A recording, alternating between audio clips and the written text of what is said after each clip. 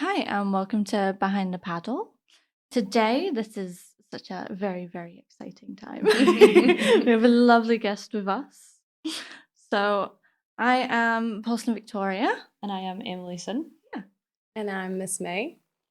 Yeah. So, today we are going to do a sort of interview style / casual talk to Miss May about what is different, basically, the UK and Germany and all about you, basically. I'm excited about it too. Thank you for having me. Yeah, thank you for coming on. Yeah, totally.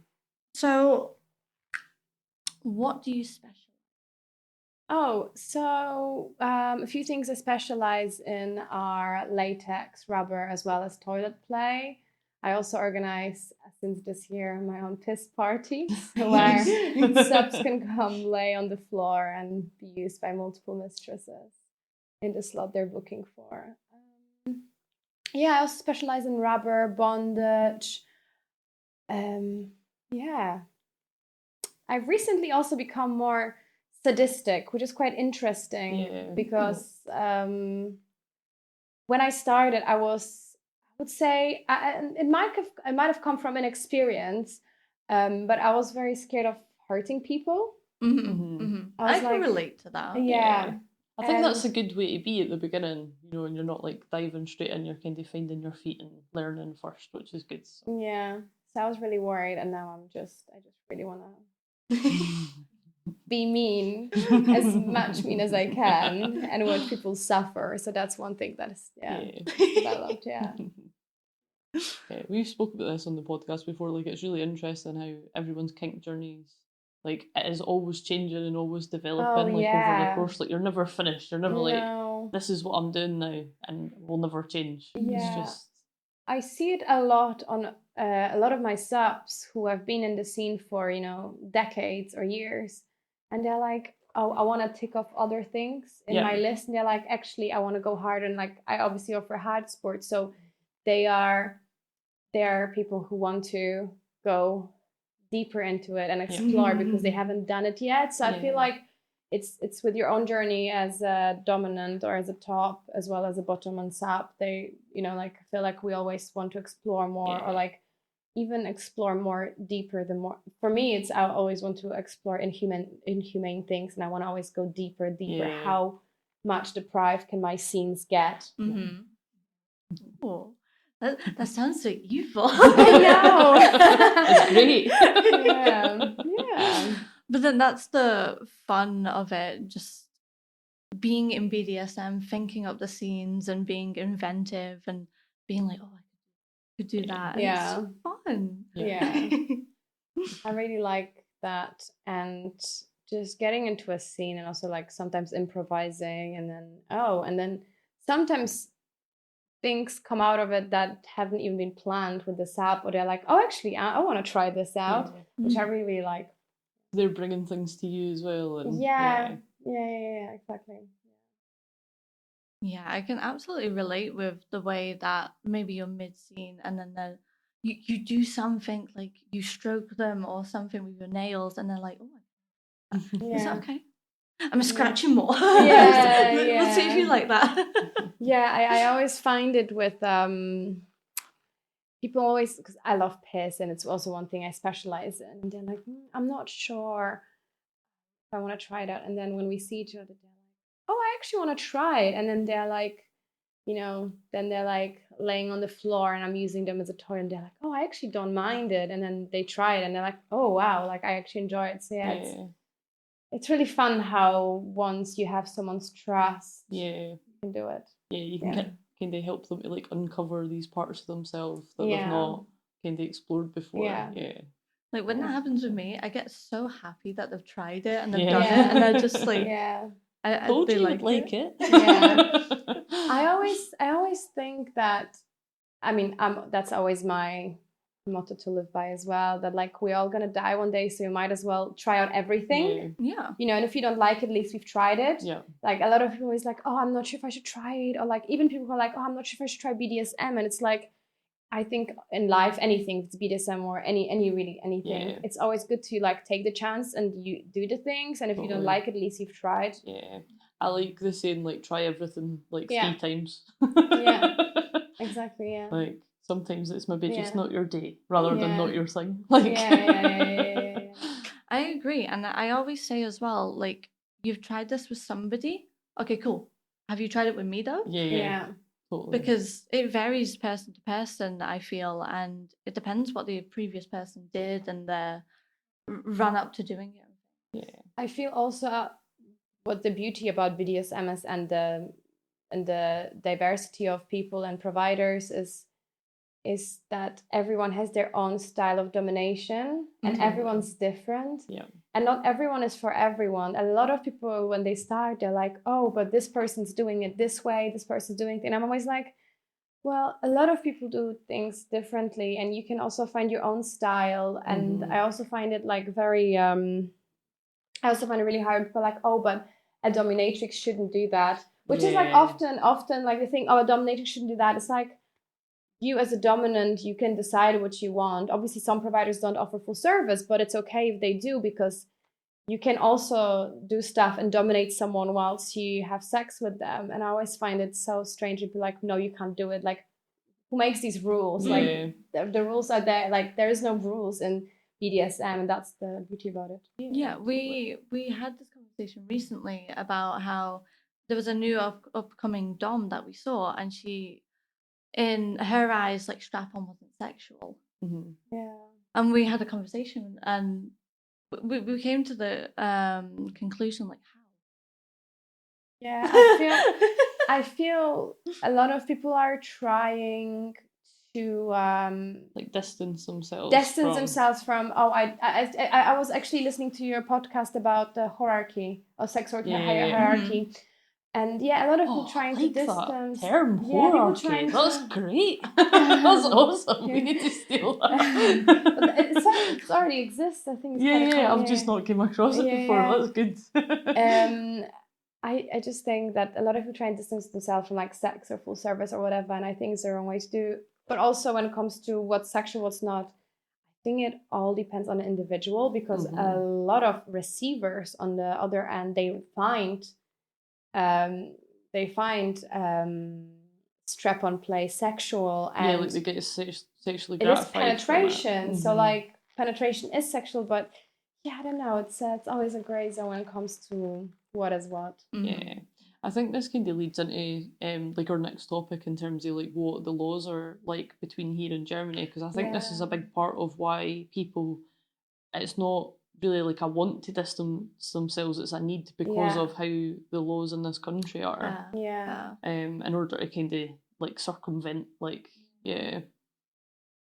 So, sex work's legal in Germany, where you have to register. You go to let's say you want to start working in a studio or a brothel, or also on the street. You have to go and register at the how do you say it, at the like a council at a place. Sorry, is it like through the council? Yeah, exactly. You have to go to the council and be like, hello, I would like to get my whore pass. It's called the prostitution protection law, but it's like people call it the whore pass. And then we register to get this pass. And apart from that pass, you also need a health check. Yeah. So you do the pass, you renew the pass every 2 years. And the health check you do every year. And, you go and you talk to the person that you want to start doing sex work, and they always ask you if someone forcing you to do it, if you know what you're doing, how to use condoms, how to be healthy, hygiene and everything, how to use things, how to clean things. And then at the where you get your pass, they also talk to you where you're going to work, how you do it and everything. And once you do it, once you have the pass, you can then, if you have trained enough and you have done courses or training, you can start at a studio, but you can't, you can rent studios privately, even without a pass, but you will not be on the studio's website. So you'll not be advertised, you will not be seen as professional when you're not at the studio. So like it's always better to be on a studio website and have the passport. However, obviously, due to some circumstances, not everyone can be registered. But they've applied this law, which a lot of people are still, I mean, I think it's the horse day on the 3rd of June. I might be wrong, but it's the horse day on the 3rd of June. People still every year protest against it, just because it's supposed to protect us, but it just stigmatizes us, and Totally. and the people who it's supposed to protect, are the people who work on the street, who are being forced into it, but those people will still keep on working. Yeah, like They they're don't not care the people about that are that. going because they know that if they go, they're going to get. Yeah, totally. Yeah, so that's how it works in Germany. And what's the law like in the UK? I mean, we can talk both about it.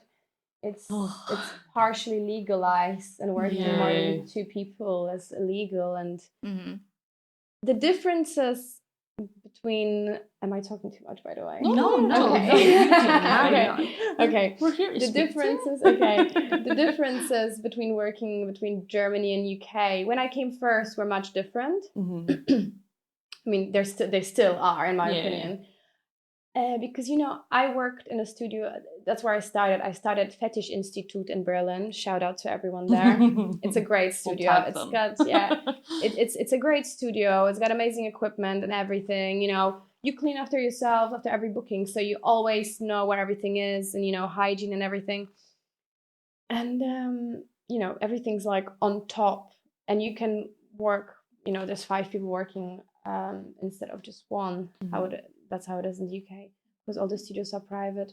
The hygiene things were always like interesting to me, because before I had my studio, I always visited studios that never had things that I wanted or needed. When I was in Germany, the studios had like a massive rubber and bondage equipment. We had everything. Yeah. And I came here and I maybe found an old one hood, and I was like, oh, they don't have all of the things that I will need for a session. Because I really like to use all of the gear. So that was one thing.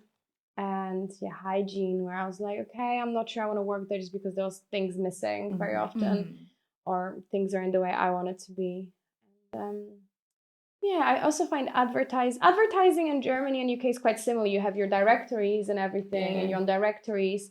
I think one thing that makes studios in Germany a bit better as well is you get advertising from the studio. So when you start and you do your courses, everything, they put you on the website, and then once you're with a good studio, they know your experience and everything, and then that you will get customers from there. So you don't have to be an influencer like in the UK. You don't have to post reels, Instagram, Twitter.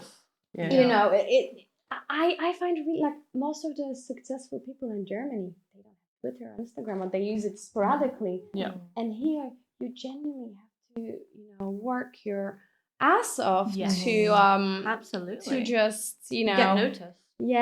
Photo shoots. I feel more like an influencer than as a dom nowadays. I can totally see that. Which I think I still enjoy.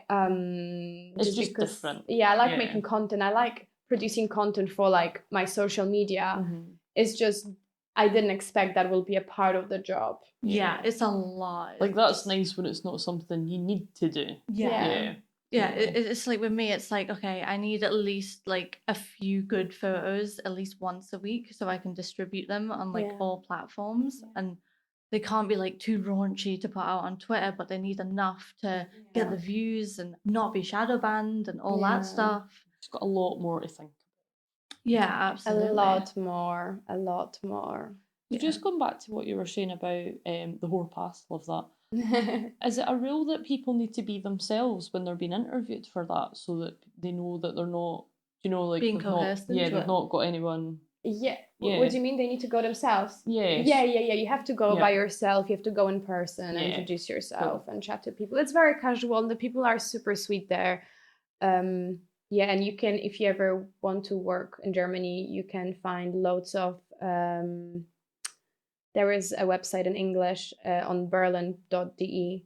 It's the German website, and you can find all the infos there. I think you just have to Google working laws in Germany or prostitution protection law. So is it a necessity for people to have that? Is it illegal to work without it? Yes. So you can I think you could rent studios privately, Mm-hmm.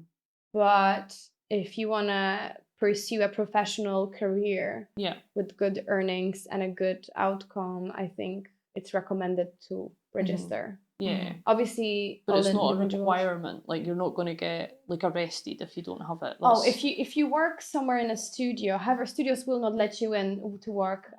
So if you will advertise yourself as a professional, whatever, then maybe police might pick it up, and then they do checks in. They do checks in places. So I had checks before, not in Berlin, but I had it in Munich. Where I actually wasn't very lucky because I think it was my health certificate ran out a few days. And they're like, okay, miss, you're not allowed to work anymore on your trip. And I had to cancel my bookings. And they do come and check it. They check if everyone paper. So you can get arrested. I think that the fine is up to 10,000 euros. Oh, so it's if you work, if you're, so like it's recommended to use it if you work professionally. All studios will also, if you want to start working in a studio, all studios will guide you and tell you all the infos, because it's all in their best interest to provide all the infos necessary for you. So in that terms, it's amazing. Yeah. It's just that the people that are actually like doing survival sex work all at the time are being missed by that. Yeah, see, in the UK, you can't have two sex workers work in the same building, even if it's not at the same time. I would say it's a toss-up between if you get a good police officer, bad police officer. Yeah, like the laws here are pretty much just ambiguous. Like they're all grey. Like they're all open to interpretation by the individual that day and how they're feeling. Which it's absolutely crazy how just easily you can get in trouble here because there is no licensing really. I mean, I don't know if I personally would want to register because I know other countries do. Like, I think Australia is another one where you register, but I don't know if it's a good thing or a bad thing. I think we will do like a future podcast episode. Definitely. It's really interesting. It's an interesting concept. Like, does it leave people vulnerable to like being blackmailed and stuff like that if there's something someone could hack into, or do you know what I mean? Yeah. So. Hydra, which is I'm not sure if that's the. I think that's just a sex workers like union help area in Berlin. I don't remember the name anyway. You were just there, but apparently they don't give the files to the government or police or anything. So it's like a third party that manages it kind of thing. It is, but how much truth is in that? Yeah. Also, if you are on websites and stuff, people can write that down, you know. I don't know how much people care about it. Totally, because part of it is the advertising and stuff exactly. anyway. So I don't know, but it's definitely something. I think. I mean, I don't really worry, but I'm out to my family and everyone, so I don't really care about blackmail and stuff. But a lot of people don't like being registered, but they still do it. It's something which I say to people if they want to start sex work. It's like you need to be prepared for people to possibly find out. Yeah, absolutely. Yeah, because there's so many trackable ways people can find out these days as well. And like you can't hide. Image searching and like your tattoos. Also your suggested friends, like people you may know, and it's on Facebook or something. It happens when you even just hang out with someone, and then you have it as a suggested. So the amount of times I've went to kink events and I've had people from the kink events come up as suggested friends on Facebook the next day, and then I've got all their personal, like obviously, like I'm not going to do anything with it, but like it's so annoying that it does that. Like it's not even something I thought about, but it's very, very scary. I guess it's just AI, and I feel like it's gonna get worse. That is life these days. So, how did you get started in like BDSM? And all that? I haven't even started about it. When did I? BDSM generally or doming? BDSM, Okay, so and then doming. yeah. So my BDSM journey started at the age of 21. So that was 6 years ago. I attended my first. I went to kink night just because my ex-partner wanted to explore kink with me. I was submissive back then. I went to Kit Kat and I went to Club Verboten. Yeah. Kit Kat, always a disappointment. I boycott Kit Kat just because people don't understand consent there. Yeah. Very often. I've heard that However, before. if you want to go raving, I'm sure it's fine. Some events are still okay, so they still do. If the promoters are different, sometimes it's better, but I feel like some of the other stuff maybe not great. Yeah. So I don't know. So I went to those events and then I started with online sex work a few years after. And I was explored my submissive side, which was okay, but I think post-COVID, so pre-COVID, I started online sex work, and once COVID stopped in 2021, I registered in June, and then I started a studio, and I started doing dom work there. I also, how I learned everything was I was filming with another mistress called Mistress Firewolf, and she helped me with a lot of things. So she was like someone, because I asked her and I was like, oh, can I pay you for training? And can you please, you can show me and things I knew her from before. And then she's like, no, I'll show you, but I need help and like filming and like leaving my submissive. I was like, yes, sure, perfect. So she taught me everything. And then I started Fetish Institute. I was so nervous. I was thinking about the first session I did there. I remember I was shaking, but it was with someone I met before for a cash meet. I was shaking. I was so nervous. I remember I was just so nervous, shaking, but I've done it. And then since then I kept having sessions. And then I went in October to London first for a tour. And then it's just kind of kicked off and I haven't stopped since. And I'm very thankful to where I am right now. But I also know that I work a lot. I work nearly 20. I mean, I work 24/7. So yeah, that's how I started with doming. And it was interesting because I also didn't know everything in the beginning. And I learned a lot as I go, or I did courses with others. And I still feel like BDSM is a journey you can never stop learning. Yeah, totally. There is always things you learn, and that's the beauty of it. There is some things I might never experience and do, but who knows? I mean, I'm my first 4 years of my career. Who knows? Maybe in the next 5 years or 10 years, I'll want to do other things in BDSM. Totally. You never know where you're going to end up. That's the joy of it, was just like, constantly new stuff. It's good.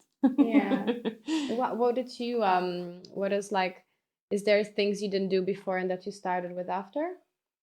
Oh, definitely. I'm like that every other week. It's like totally just like, oh, a new thing. Every time I see a new thing, I'm like, gonna try it 3 times.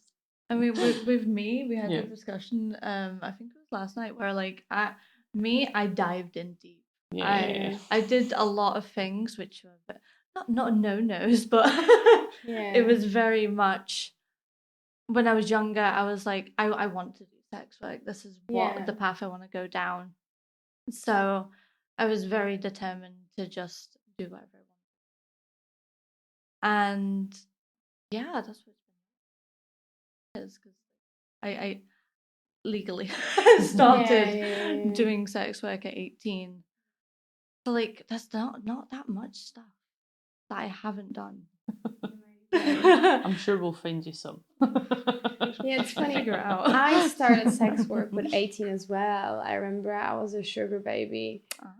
And it was way different. It was fun though. I enjoyed it as long as it lasted, but I didn't do it for too long. What was your kind of favourite experience doing that? Like, have you got like a standout moment? I remember I was in Switzerland in a double-story hotel suite with a sauna inside. Amazing. And after the sauna, going out on the balcony overlooking the river in Zurich. That was quite nice. Yeah. Quite a nice feeling. Yeah. But also like the personal connection I had with people I like doming as well, but not often.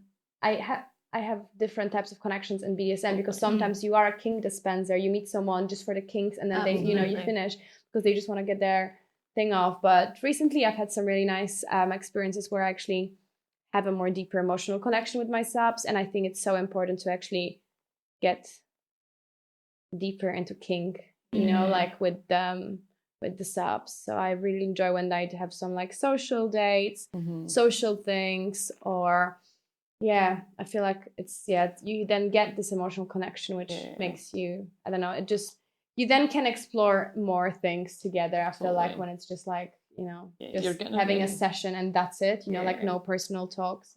You're getting more into like the psychology out there, because you're building up that trust and you're kind of bringing them through like deeper levels. And BDSM is so much about psychology and just interesting. I love it. I love it so much. And one thing that makes me good at it, I know how to read people. I've realized that when I get into a session, I can tell when someone's nervous. And I've gotten so much more I mean, I've always been a confident, dominant person. My personal life, just you know, in the studio, I just realized how much control I have actually, and how people trust you and get nervous, and you can just read people. I don't know, it's just something, and I really get off on that. But like, totally. I now know even what precautions to take if someone's too nervous and what to do, and it's such a skill to realize when somebody is like uncomfortable or too nervous, or maybe a position for them is just too much. People say often like doms have to hate men or subs, and it's like no, you actually have to have so much empathy. And I'm actually I am a very deprived, and I love seeing really bad and doing mean things. However, I am such a nice and caring person, and that's what you have to be. Totally. Also, it's so like after I finish session, it's so emotionally draining for me, because I care about safety so much, and in the back of my head it's always, okay, you know, you do breath play, you need to care about the safety of it, you do, I don't know, like different things that choking, whatever, you know, like it's so important about safety, and it's very important to have a first aid course and renew it. You never know when you will need it, and emergencies might happen. Just for our listeners, I don't think we've mentioned, we are in Miss May's lovely studio, just for the people that aren't on YouTube, watching. So. I know, we're having a good chat. we even off mic, we just couldn't stop chatting. Totally. So with people who are actually watching, we are actually in Miss May's lovely dungeon, and I love it. Leather. I hope that the people who are watching will figure out that you might have something for leather. You might like leather. I sure do hope so. So how was it actually setting this place up then? What kind of went so, you know, it's everyone's dom's dreams to have your own studio, and I never thought that I will ever have my own studio, just because I very often don't believe in myself. I stopped doing that now. I do believe in myself now, but you know, you always second guess yourself, compare yourself to others on the internet, so you never think that, you know, which is a horrible thing. Like, I hate being on social media and being like, oh, people are doing better. No, everyone's having their own, you know. It's life. We all judge ourselves. And you're only seeing the highlight reel as well. That's what I always remind myself. Like. So I really wanted to open a studio, and I found out about this unit, and then I had an hour to confirm it. So they're like, do you want it or not? And it's I know, and it's a very, and in that time I was touring a lot, because I used to do monthly tours from London to Berlin and Munich. I was like, do I even have time to set it up? And so once I found out about this unit, I was like asking my friends for opinions and thinking, okay, will I be able to do it the way I wanted to do? And then I just took the risk and I opened it. And it's been the best risk I've ever taken. Even my parents are like very proud of me, which is very amazing. But yeah, it was you know, I've seen studios. I've been to a lot of studios in my life, you know, all around the world. And wanting to have a studio the way I wanted, it took a while. I think only after a year and 3 months, it finally looks how it's supposed to look. Yeah. Just because furniture and equipment and things and you know, I really wanted to have certain things, but they were not available, or I had to look for things, and you know, it took a while. Now I'm very happy to be running it, and a lot of people are using it. A lot of people are happy, and I'm very proud of myself to be able to provide a space that's safe, that's clean, that's, you know, the people like working from, and set up for the things you want to do. Yeah, also I don't live far away, so I maybe have a 10-minute walk home. Nice. So I think that's one of the biggest things as well, you know, because perfect. Especially commuting in London. Yeah. We found out. We found out. Yeah. We've been having great fun. So commuting in London is not fun. And I like to have a village mentality in the area I live in. So this is perfect. Especially because I can always be for emergencies, or, you know, cleaning or redoing things. You know, I love being close, in a close proximity. Does that make sense? Yeah, in a close proximity to my studio. I understand that, because when mine was open, it was literally just down the road, a few minute walk away. It was great. so perfect. It saves so much time and energy, and you can always pop out, get food, come back. But yeah, I opened the studio, and yeah, I don't know. I have a lot of equipment that I like, and I'm gonna collect more. I have a lot of bondage bags, straight jackets, leather, rubber. I've got amazing furniture. Yeah. Place is amazing. Yeah, it's awesome. You've done Thank so you so well. much. Thank you. I'm very proud of myself. Yeah. But I also wouldn't be made it without like the help of other. Sorry. I wouldn't have made it without the help of other service subs, of my friends and my partner. So yeah, it's finally now looking how it's supposed to look. And it's still always I still always want to find better ways to do it.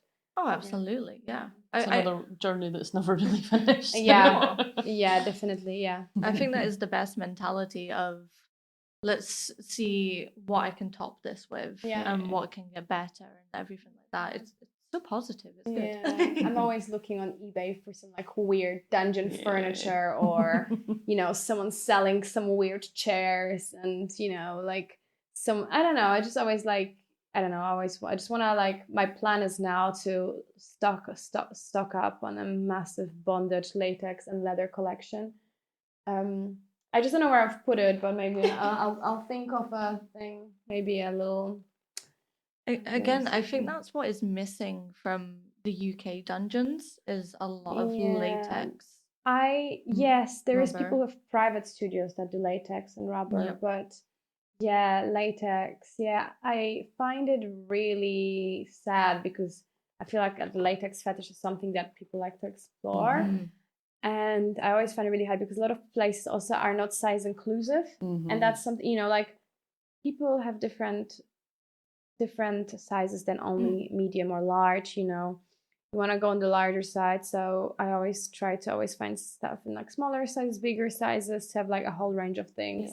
So I'm slowly getting things and develop, you know, like, just getting more stuff.